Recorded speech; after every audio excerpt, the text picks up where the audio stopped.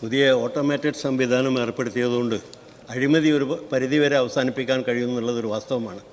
പക്ഷേ ഇന്ന് റോഡ് അപകടങ്ങൾ കൊണ്ട് നിരവധി ജീവനുകൾ പൊലിയുന്ന ഒരവസ്ഥ നമ്മുടെ മുമ്പാകെ ഉണ്ട്.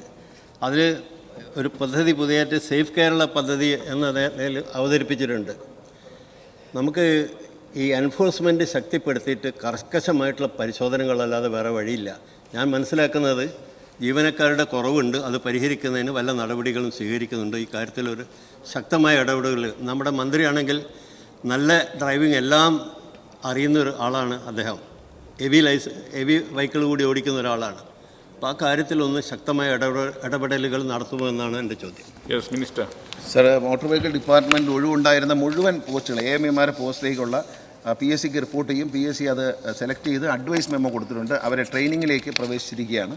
ട്രെയിനിങ് കഴിഞ്ഞ് വരുമ്പോൾ എല്ലായിടത്തും ഉണ്ടാകും. വാഹനങ്ങളുടെ കുറവുണ്ടായിരുന്നു, അത് പ്രത്യേകമായ നടപടി എടുത്തുകൊണ്ട് 72 വാഹനങ്ങൾ 20 വാഹനങ്ങൾ വാങ്ങിക്കഴിഞ്ഞു. ഇനി 52 വാഹനങ്ങൾ കൂടി വാങ്ങുകയാണ്. ഈ വാഹനങ്ങളിലെല്ലാം ഹൈടെക് ക്യാമറ വയ്ക്കുകയാണ്.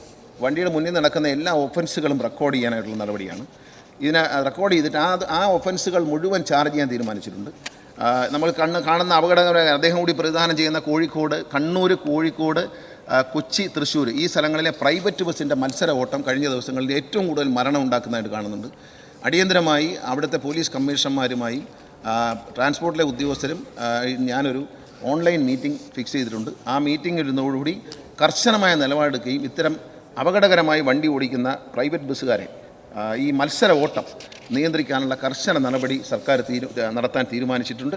അതിൽ പോലീസ് വകുപ്പിൻ്റെയും മോട്ടോർ വകുപ്പിൻ്റെയും സഹകരണത്തോടെയായിരിക്കും ഈ പ്രധാനമായി ഈ 3 സ്ഥലങ്ങളിലാണ് നടത്താൻ ഉദ്ദേശിക്കുന്നത്. അദ്ദേഹം പറഞ്ഞതുപോലെ വളരെ ശക്തമായ എൻഫോഴ്സ്മെൻറ്റ് വരും.